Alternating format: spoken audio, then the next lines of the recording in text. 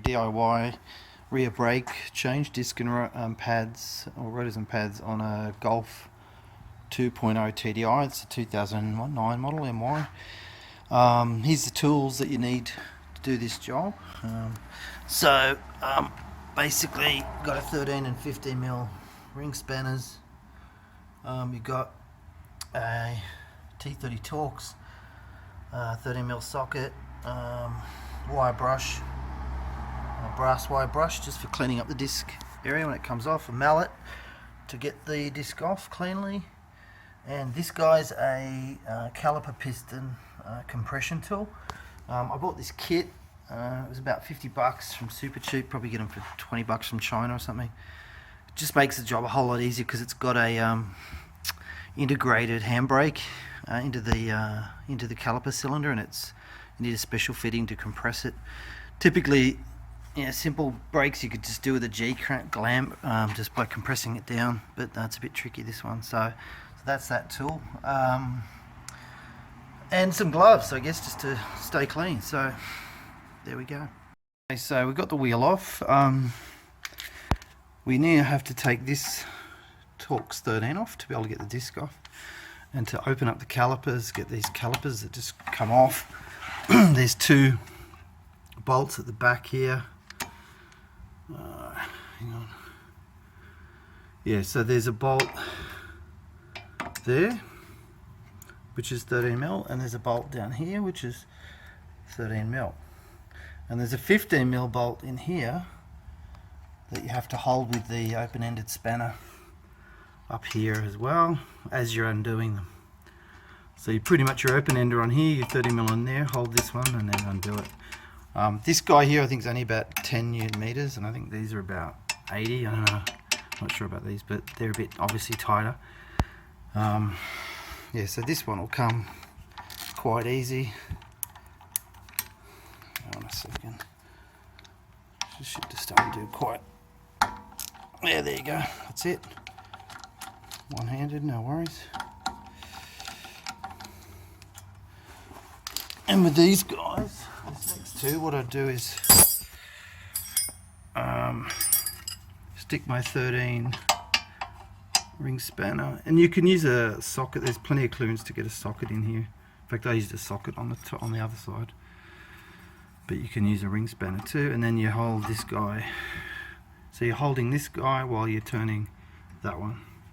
So I'm gonna end it there.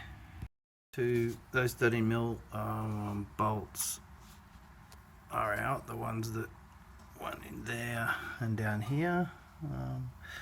Now this is the caliper assembly, which is really this section has to come out. Just a sec. I'm gonna just put my glove on. So this you can literally this thing. You wiggle, so this area, just wiggle it, and it'll be stiff because it hasn't been obviously moved in a long time. But you simply wiggle this back and forth, and it should come out, and it'll still be connected to the control cables and stuff. So you don't obviously hang it on those. You just sit it back in there until we're ready to go. Okay, so I've been wiggling that bit, and you can see it's now moved. The caliper's moved off the brake pad, and the bolt's obviously not aligned anymore. So this one's really tight. The other one is quite loose, but it's really just back and forth, back and forth. Now you can see it's actually moving, coming out like that. Bastard. What's interesting with this one is the disc is already loose. Here, I don't even have to do anything. Normally you'd bang it around in a circle gently for a couple of minutes and it'll just pop off. But this one actually just came straight off, so I didn't even have to tap it. So there you go. So the caliper is now dangling loose. It's resting on the back there, but I can literally now just pull the brake shoes out. One.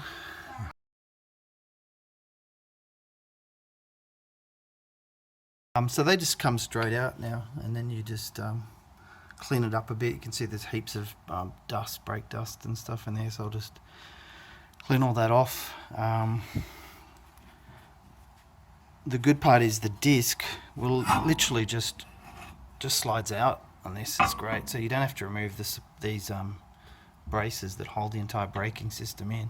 You just literally lift out like that, boom, and that's it. As you can see, there were pretty bad gouges out of those discs.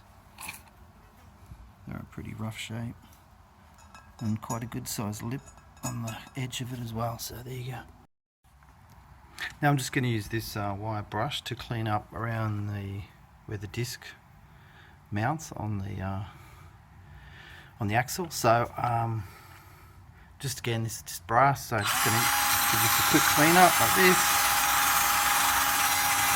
Just take some of the rust off. This one's really not too bad.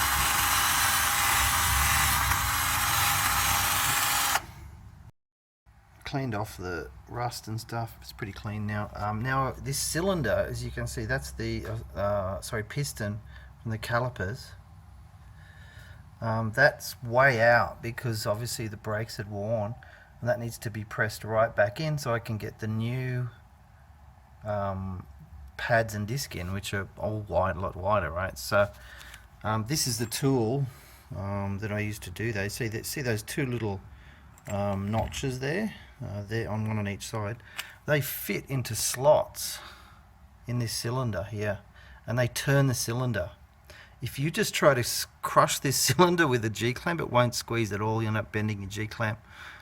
So you need to turn it and compress it, and that's what this tool does. Before you get started is go down and loosen this reservoir. This is the brake fluid reservoir, so you just loosen that cap off so it can breathe, so when you later use it compressing the cylinder, it won't put pressure in the system. Of course, you tighten it up after you're finished. What I've done now is I've put the caliper piston tool into the caliper area, and as you can see, it fits snugly in there. I don't know if I can get that clear enough. Yeah,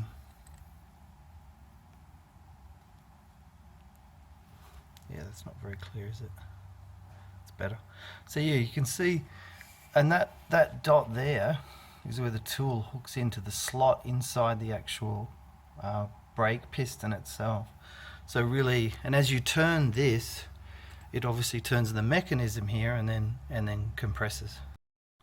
So there you go, the cylinder's now pushed right in, and there's plenty of room to get my the disc and the pads in there. I'll put the disc on in a sec. Again, with that tool, that's a 30-second job basically.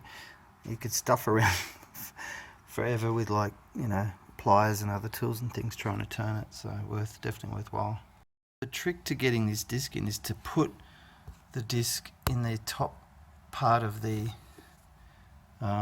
bracket which holds the brake calipers in, and down here. So you're just holding it in those two, and it's sort of on an angle, I guess, and then it literally just plops straight in like that. Then you just align the holes and put the screw back in, which, where is it? Around here somewhere. Yeah, so just align that up, pop that screw back in there. Again, 10 Newton meters, not that tight. Before putting the brakes shoes in, I would suggest putting a bit of ceramic grease in to stop to stop any squealing that you often get with brakes when they're put in without any ceramic grease. So yeah, so that just stops the squealing. So again, put a bit here, a bit on each side, essentially where they're being clamped by the brakes. Okay, so now you basically just slot the brake pads in. Obviously you want the grippy side on the disc, and they literally just sit in like that. There's one on each side, and then the calipers slide in over the top. You got to obviously get the bolts out of the way. I'm not going to do this one-handed, so I'll just put the camera down for a sec. So yeah, there they are now on.